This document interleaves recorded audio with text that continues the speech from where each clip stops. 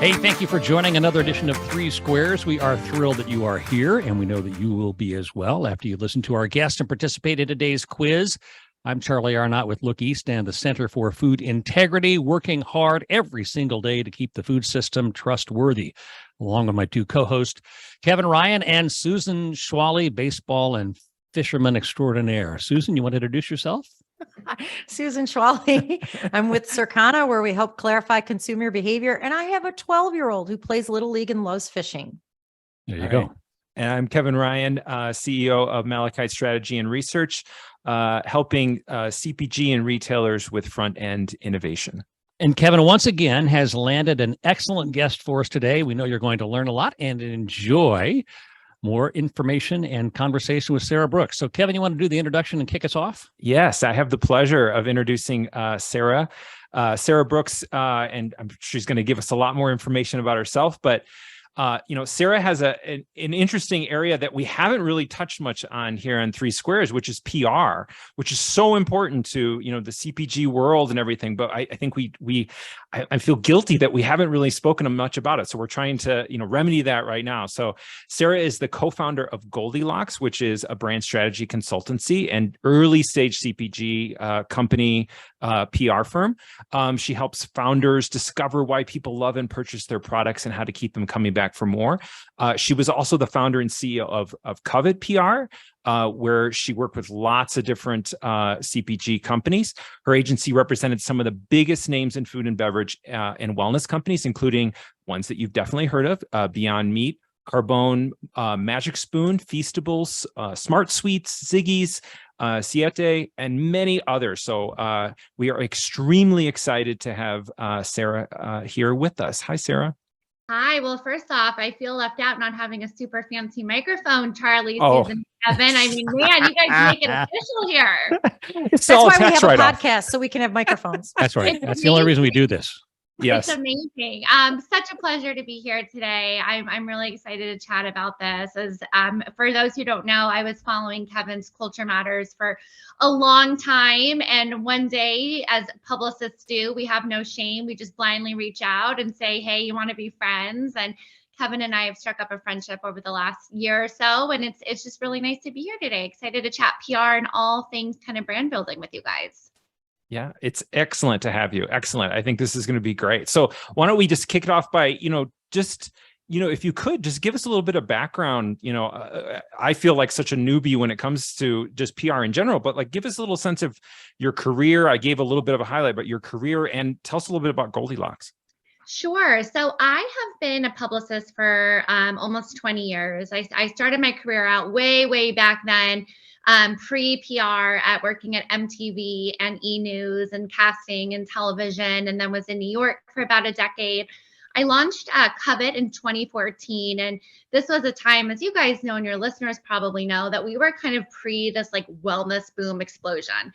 There was, I don't know if Erewhon even existed. If it did, it wasn't, selling $22 smoothies at the time, but I was seeing this growing trend of founder-led, mission-driven brands that were starting to take market share from some of these big legacy companies like Kellogg's and Mills, and really seeing that people were, getting on social. They were more curious about what was in the food. They had more power to make decisions.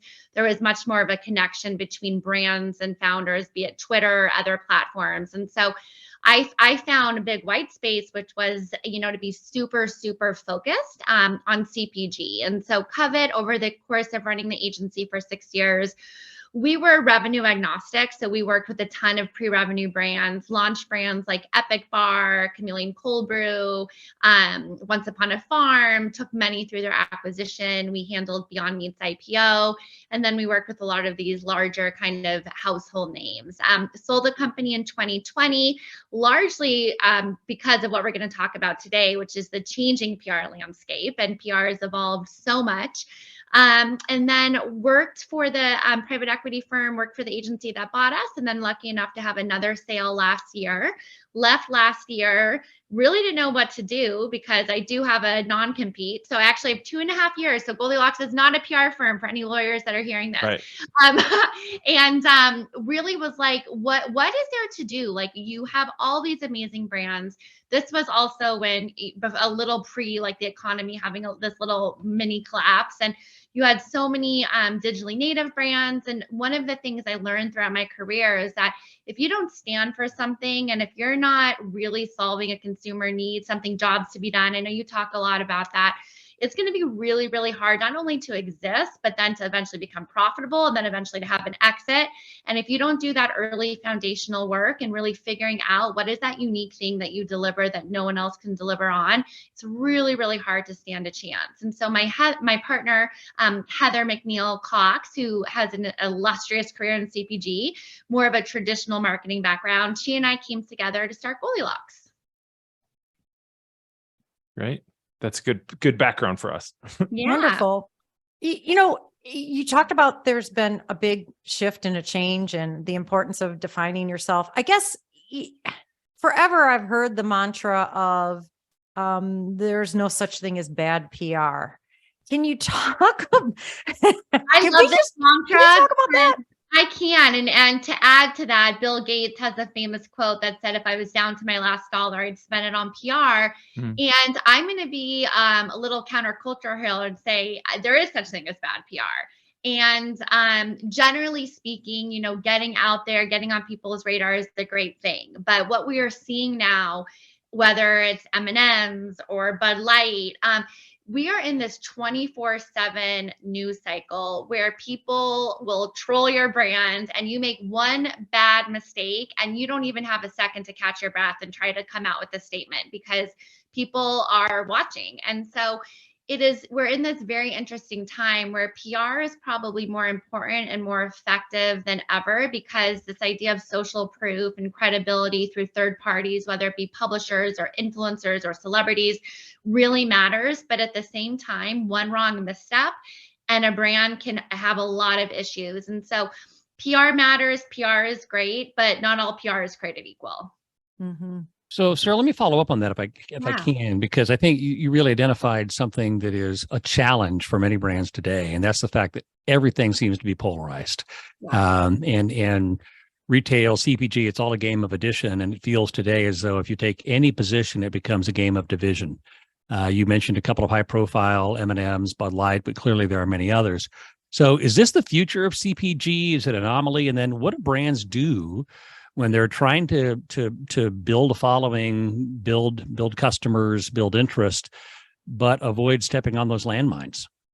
Yeah, it's a great question. And unfortunately, I don't think there's a simple answer. I think what you have to have as a brand is you have to have a North Star. And similar to how companies have brand mission, brand values, core values, ways they, hire, fire, promote internally, you have to have that same sort of framework for when you build your brand. If you are blowing in the wind and trying to catch on with every trend and be everything to everybody, oftentimes you're nothing to anyone. And so I think it's really important. It can be so tempting to do something because other people are doing it. And there's this idea of FOMO, but this idea of authenticity is so critical in 2023 because the internet exists. And so if you're a founder and you're going to, go on a soapbox and say you really believe in this, someone will find a Reddit thread or a Twitter thread from 2013 and you'll be called out.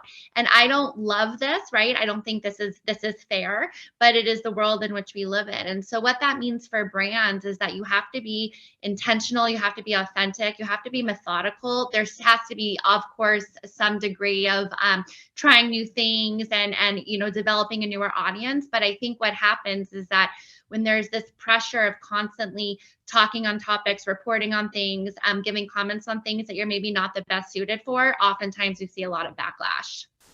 Yeah. Speaking of authenticity, I'm one of the questions that I wanted to ask was about celebrity. It seems like everybody is getting into owning a CPG brand. I mean, so if it's not, Ryan Reynolds owning, gosh, what doesn't Ryan Reynolds own anymore? It feels like, or it has a piece of, everyone trying, Mr. Beast cookies, or something like that. So it's either Alcohol. celebrity or alcohol. Yeah, exactly. So it's like, there's a lot of celebrities in there, and you speak a little bit about authenticity. Is that what it's about? I mean, is there a magic bullet? Oh my gosh, do we have 13 hours for this topic? Because this is such a hot button topic. And I know, I think you've spoken about this, but like CPG, consumer packaged goods, 2-3 years ago became celebrity packaged goods. Right. Now it's this idea of creator packaged goods. Like we've transcended the traditional Hollywood celebrity, and we're looking to these content creators and TikTok stars. And what I will say is that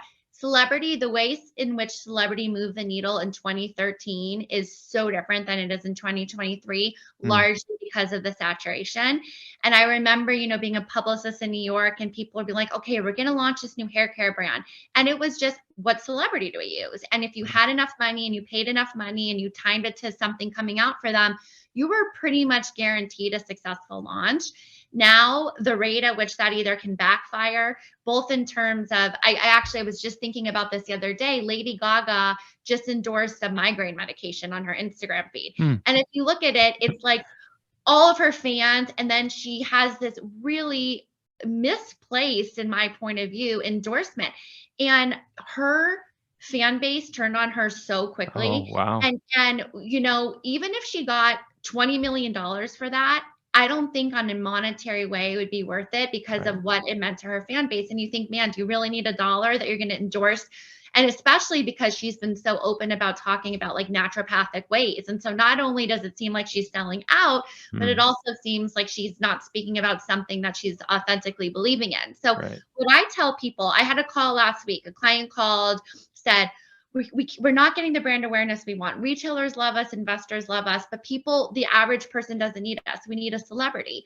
And instead of saying, let's go to work, I said, why do you need a celebrity? And oftentimes, if you ask 10 questions to their statement of I need a celebrity, you find they actually don't need a celebrity. They may need 10 other things. And so I think my quick answer is it can still work. It can be super powerful. One example of that, I think is a great example of that, is when Jen Garner came on to Once Upon a Farm.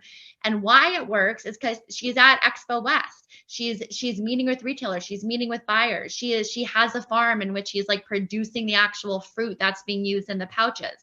But there's 10 examples for that one example where consumers see through it and they call BS, and it really backfires on a brand. Wow. Interesting. So I'm just like trying to get all this to the point of, it used to be you would pay a celebrity to endorse your product. Now we see all kinds of celebrities actually co-creating and owning the product. Yeah. And then now we have some celebrities, and we have affiliate marketing, right? They may be a celebrity, or they may just have a huge social following. Like, how is that? Because that's like, right, you're endorsing and making a cut. Yeah, I had a call actually yesterday with my friends over at William Morris and Endeavor working on a celebrity for a brand. And there's about 30 which ways to cut the pie here. There's royalties, there's brand ambassadors, there's co-founder status, there's this, the BS chief innovator status, or they make these like ridiculous C-suite titles that just I want to roll my eyes at now. And so there are so many different ways to structure a partnership with celebrities. There's all equity deals. There's all cash deals. There's the complexities of when you add exclusivities to what your category is. So they can't touch 10 things in a year of a bookend of their actual sponsorship. So the reality is it runs the gamut. I would say on the lower end, you have this like affiliate marketing model, which is a celebrity or influencer posts a product, there's a link, they get a percentage of sales, which is what we're seeing right now in traditional publishing. This idea used to have a separation of church and state. Now you email an editor, they CC their commerce editor, they say, we'll include it. What's your commission? You say 10%, they'll say, make it 20% and I'll include you. And it's like, is the product even good? Like, what happened to like ethical reporting? And so this whole industry of brand awareness has been completely flipped on its head. And it's really a reflection of what's happening in the economy as well. These publishers can't stay afloat with traditional advertising because traditional advertising doesn't work anymore. And so they're looking to be incentivized through these additional revenue streams. And so it's really hard. I have a lot of empathy for brand founders and marketing teams understanding where to deploy budgets, because what worked now doesn't work 6 months ago, and it certainly won't work, 6 months ago from today. So you just have to be very nimble, and you have to try a lot of A/B testing.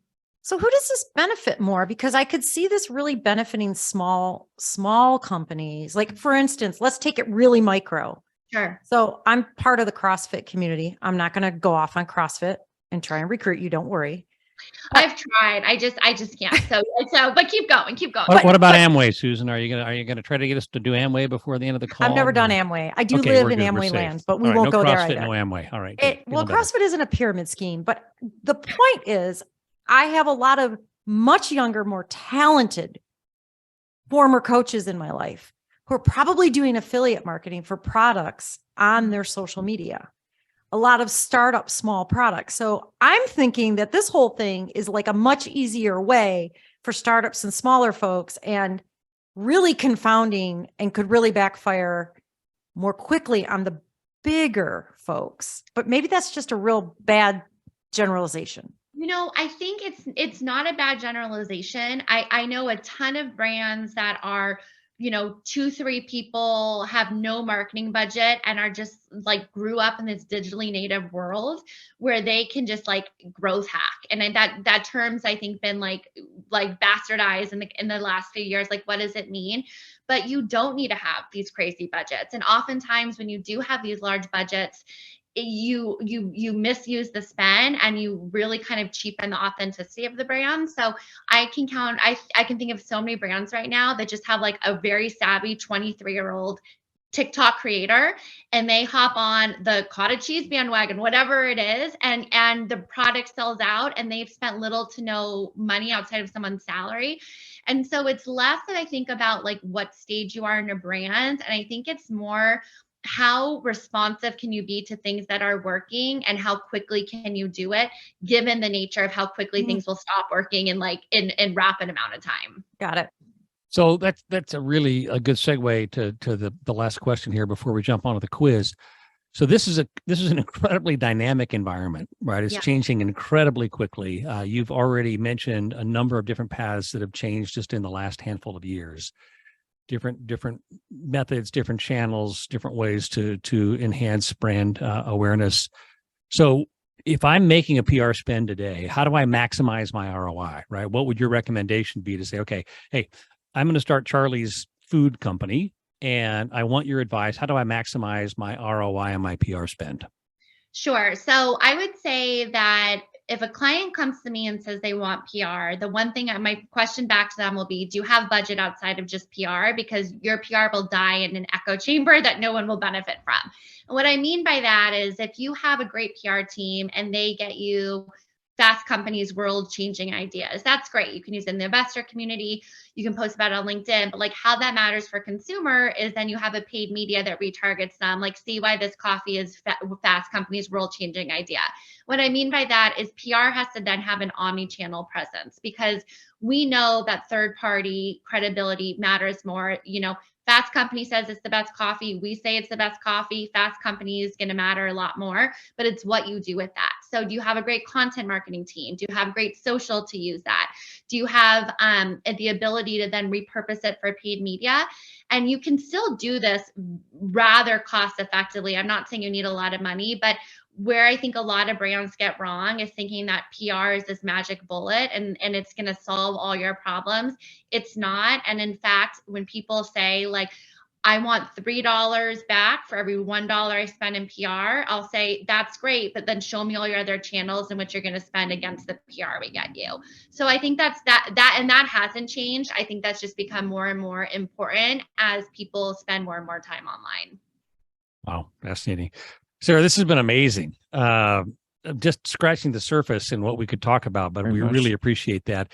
We're going to transition now. Kevin, every episode has a fabulous quiz for us, and you're welcome to stick around and participate. Yes, you can participate. In the quiz. Okay. Well, I'd like to just say for everyone listening, this is a pop quiz because there's been no ready men on my end. No. And Oh, no. ours neither. Only Kevin knows. Oh, Susan. great. Only I know. live for pop quizzes. But we're gonna we watch have Charlie no idea lose. what he's going to be asking about. All we know is that I'm going to beat Susan. That's the only thing we know for certain. Amazing. Is that It's not that's going to just happen. how it happens. Ongoing every rivalry. time. You could. Yeah. This is. It's Yeah. palpable. You can tell the it's rivalry. tense.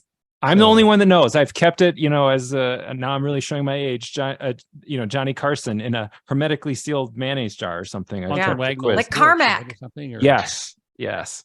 So on to the quiz. Here we go. Okay, so this July is National Ice Cream Month. I don't know if everyone knows that. July is It's not. National hot Ice dog Cream. month. It is. Well, it can be both in the hot It can dog be and both. ice I'm cream. sure it's tons of stuff, but it's National Ice Cream Month, and we're heading into. I'm sure a lot of ice cream is going to be, consumed this weekend probably. So I thought a quiz on everything kind of ice cream, and by that I mean frozen novelties as well, are included in there would be kind of fun. So it's a multiple choice. So you all get a choice here. So okay, question 1. The most expensive ice cream in the world as of May of this year cost how much per scoop? Wow. All right. Are you going to tell us what it is? Yeah. There's definitely gold flex in there. Yes, there is or gold flex in there. caviar. Okay, let's do There it. is gold flex. Okay. Is it A, $500 a scoop, B, $3,500 a scoop, C, $7,000 a scoop, or D, $10,000 a scoop? So you just have to guess. Which is it? B. 3,500. 3,500 said Susan. Sarah, you said 10,000. 10,000. Charlie? No, I'm going to go with the 7,000. That one. Charlie is correct. It is 7,000. It's a Japanese ice cream maker called Salato.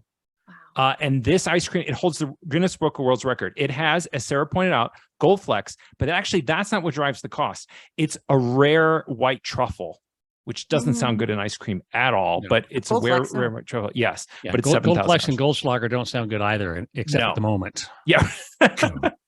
All right. Charlie's up for one. Right. One. Okay. Right.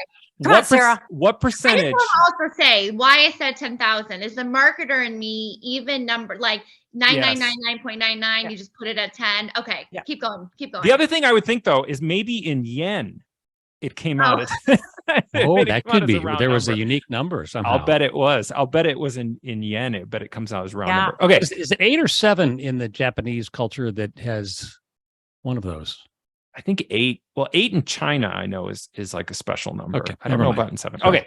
What percentage of American freezers have ice cream or a frozen alternative treats, like that in them? What percentage God, of I know American this. freezers? Yes, You should know this. Susan might. Is it 28%, 47%, 69%, or 90%? 69%. Okay. No, I think it's only like 28.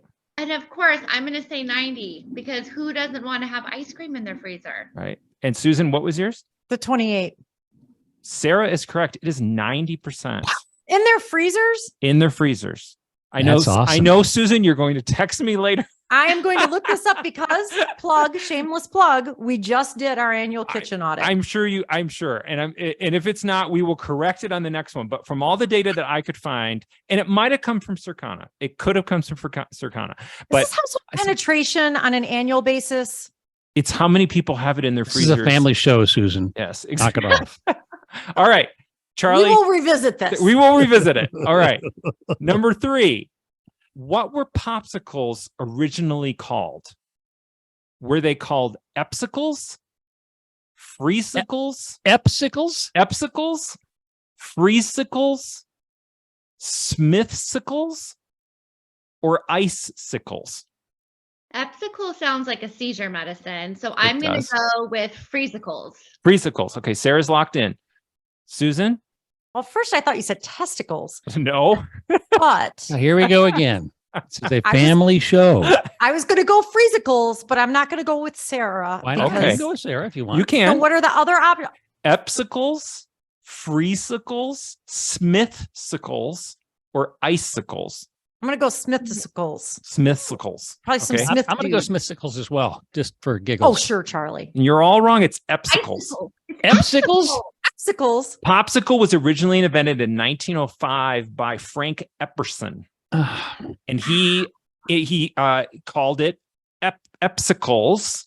Because at 11 years old, he invented it. He had like a frozen beverage, left it out on the porch, and it froze overnight. However, his children didn't refer to it as Epsicles. They referred to it as Pops Icicle dessert. Oh, because he's their dad. Popsicles. Yes. On our next podcast, remind me to tell you the story of how there's an urban legend in my family that my great-great-grandfather actually invented the Dove bar by mistake, but never got the credit. Oh, wow. Ooh. That's intriguing. Yes. That's very cool. Yes. Okay. All right, Okay. Kevin, last one. Here we go. Let's see. Which one do I want to do here? I had two more, but okay. Klondike bars were originally called what? Yukon bars, Arctic bars, freezer squares, or Antarctic treats? Arctic bars. I'm going Arctic bars. Yeah, I'm going Arctic bars. Okay, 2 Arctic bars, Sarah. Yukon. Sarah is correct. It was Yukon bars. Yeah. Nice. Yes. I mean, good rebrand, because what would you do for a Klondike bar doesn't sound as good with what would you do for Or a a Yukon. Yukon bar. Yeah, exactly. And he invented it to, number one, to appeal to adults. He took the stick out because he thought that was very kiddie, and he wrapped it in foil very smartly because it like popped, right? It popped compared to everything else. So yeah. It What has would this you do premium for a look. freezer square? Yeah. Now, I if you think had we some actually gold have to- flecks in it, that would Yeah. even make it better. I think we have a lot of time for the last question. Yeah, Okay, let's do it. Let's do it. Okay. Ben and Jerry's is famous for being one of the first commercially available ice cream with big chunks of candy and cake and cookies inside. What was Ben and Jerry's original reason for having big chunks? Was it A, their first freezers froze the ice cream rock hard and the chunks made it easier to scoop? Was it B, Ben Cohen doesn't have a sense of smell or taste, so he wanted ice cream with more texture? Was it C, the original scoop shop was next to a cookie factory and they received all the factory seconds in broken pieces? Or was it D, it was a tax savings? Because of the high percentage of cookies and candy, the ice cream wasn't taxed the same as regular ice cream, and they saved the company millions. They're liberals, so I don't think they care about D. Yeah, I'm going B. I'm going lack of sense of smell. I'm going It's C. weird enough. I was going to go Next to a C as cookie well. factory.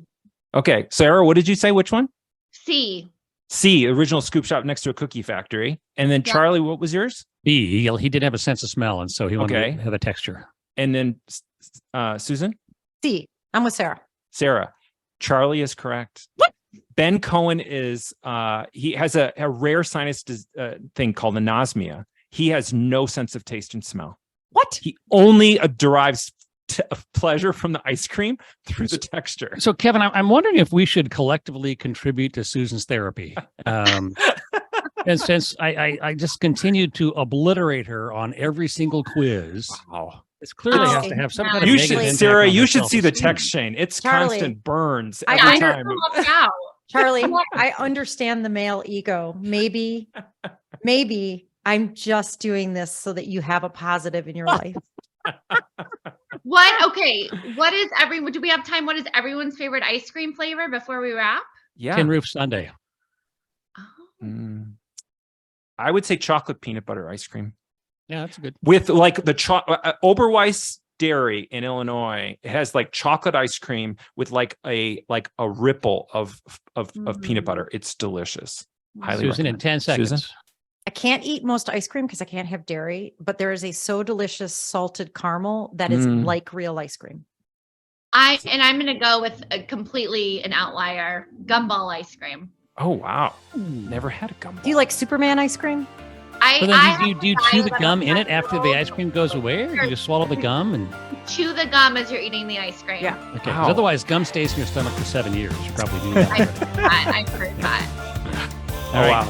Guys, have a great 4th of July. Thank you so much. Join us Thank you, again on the Sarah. next edition of 3 Squares. You can find us at 3squares.